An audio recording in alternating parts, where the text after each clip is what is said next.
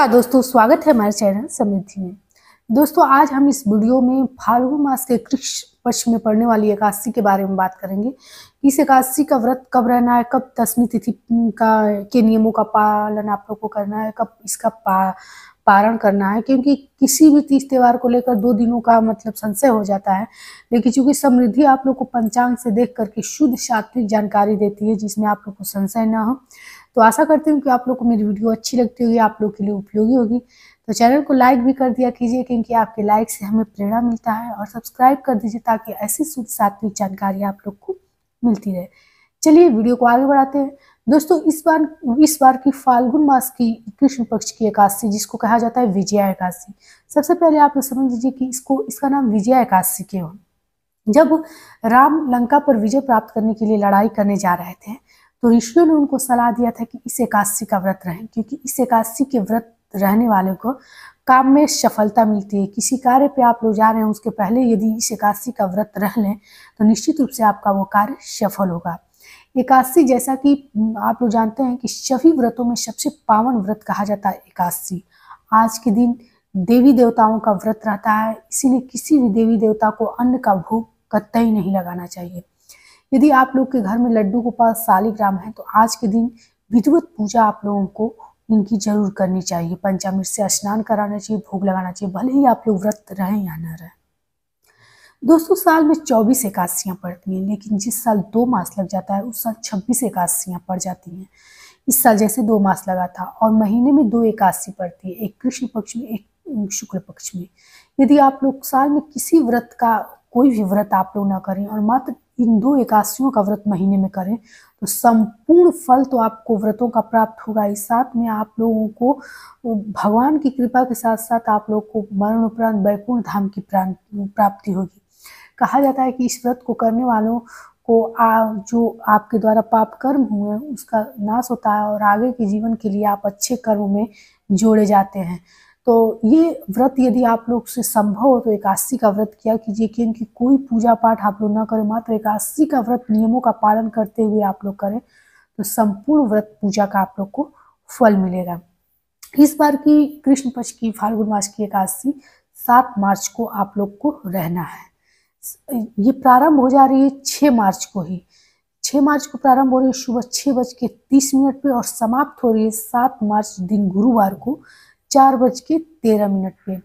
तो जैसा कि आप लोग को जानते हैं कि एकादशी का व्रत नहीं किया जाता है, जो एकादशी द्वादशी युक्त होती है उसका व्रत किया जाता है। तो 7 मार्च को आप लोग को एकादशी का व्रत रखना है, जो कि द्वादशी युक्त है, और ये त्रयोदशी भी स्पर्श कर रही है। तो इस एकादशी का महत्व और भी बढ़ गया है। इस बार की एकादशी बहुत शुभ है। जो लोग व्रत रहते होंगे, निश्चित रूप से वो अगर कोई कामना करके ये व्रत इस बार का रहता होंगे, तो उनकी कामना निश्चित रूप से पूर्ण होगी। इसका आप लोग को पारण कब करना है ये भी नोट कर लीजिए। ये शुक्रवार के दिन 8 मार्च को आप लोग को सुबह 6:25 से 8:45 तक आप लोग को पारण भी कर लेना है।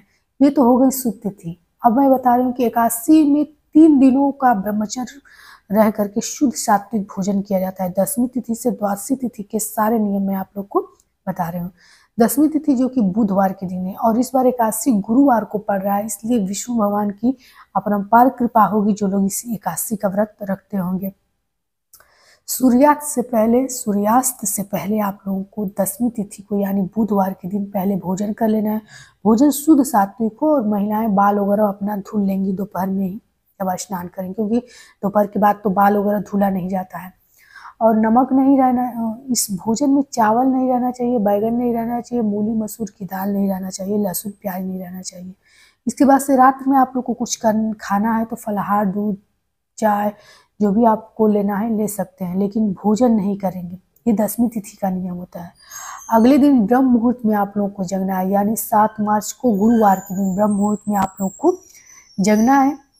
ब्रह्म मुहूर्त में जगने के बाद गंगा जल डाल के, जब कोई व्रत रहा जाता है तो गंगा जल डाल के ही स्नान करना चाहिए। गंगा जल डाल के स्नान करें, और इसके बाद से जो भी लड्डू गोपाल शालिग्राम या विष्णु भगवान की प्रतिमा है उनको पीले फूल, पीले चंदन से सजा दीजिए, पंचामृत से स्नान कराइए।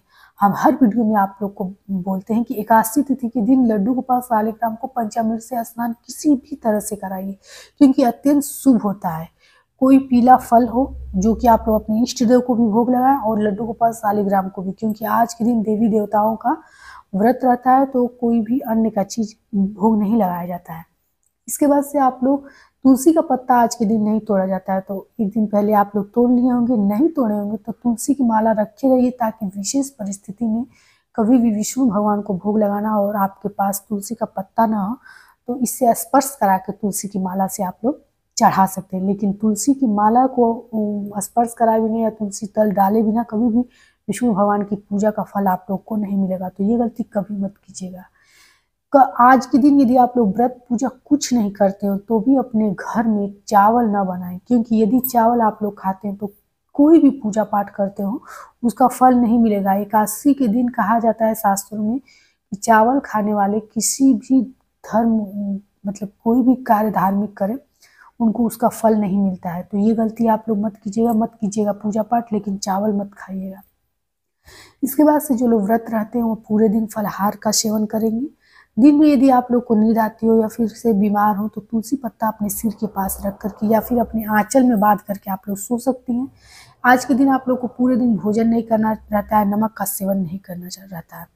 अगले दिन आप लोग यदि संभव हो तो ये विजया एकादशी है जो कि एकादशियों में महत्वपूर्ण मानी जाती है, तो ब्राह्मण को भोजन कराए। यदि नहीं करा पाते हैं क्योंकि हर महीने ये व्रत रहते हैं लोग तो संभव नहीं होता है, तो कच्चा भोजन जैसे आलू आटा चावल ये सब चीज़ें आप लोग निकाल करके, और कभी भी दान की वस्तु किसी पात्र में निकालनी चाहिए, प्लास्टिक में कभी मत निकालिएगा, क्योंकि प्लास्टिक में जैसे उनको पकड़ा करके ब्राह्मण को और उसके बाद से उनको उनके घर में ले जा रहे हैं तो दे देते हैं या फिर से किसी चीज़ में गिरा देते हैं तब तो ठीक है, लेकिन घर से ही प्लास्टिक में कभी भी नहीं ले जाया जाता है। प्लास्टिक शास्त्र में अशुद्ध माना जाता है, इसलिए कभी भी प्लास्टिक में दान मत कीजिएगा। आप लोग से ये मैं बता देती हूँ, कम से कम समृद्धि के वीडियो से जुड़े हैं तो ये गलती मत कीजिएगा आप लोग। उसके बाद से जो भी आप लोग भोजन बनाएं, भोजन द्वादशी के दिन भी 2 बार किया जाता है, चाहे सुबह दोपहर करें सुबह रात करें, लेकिन 2 बार करें। इसके अतिरिक्त आप लोग फलाहार का ही सेवन कीजिएगा। पहली बार जब भोजन किया जाता है तो चावल का उसमें आप लोग सेवन मत कीजिएगा, मसूर मूली बैगन इन सब चीज़ों का सेवन मत कीजिएगा, सरसों के तेल का भी नहीं। कभी भी द्वादशी जब पारण एकादशी के व्रत का किया जाता है तो उसमें लौकी का सेवन अवश्य करना चाहिए, तब जाकर के एकादशी के व्रत का फल मिलता है। तो तवा पर ही सही थोड़ा ही लौकी, लेकिन आप लोग भून करके अवश्य पारण में खाएं, और जब भोग लगाएं तब उसके पहले मतलब पारण के पहले आप लोग अग्रासन गौ को निकाल दें। गाय नहीं है तो छत पे रख दें, चिड़िया कौवा कोई भी खा लेगा, लेकिन अग्रासन अवश्य निकालें। कोई भी व्रत करें तो अग्रासन अवश्य निकालें। इस प्रकार से आप लोग एकादशी के व्रत का पारण कर लेंगे। आशा करते हैं कि हमारी जानकारी आप लोग को अच्छी लगती होगी, आप लोग के लिए उपयोगी भी होगी और हमारी सारी बातें आप लोग को समझ में भी आती होगी। चैनल अच्छा लगे तो लाइक कीजिए, सब्सक्राइब कीजिए ताकि ऐसी जानकारी आप लोग को मिलती रहे। तब तक के लिए समृद्धि की तरफ से जय श्री राम।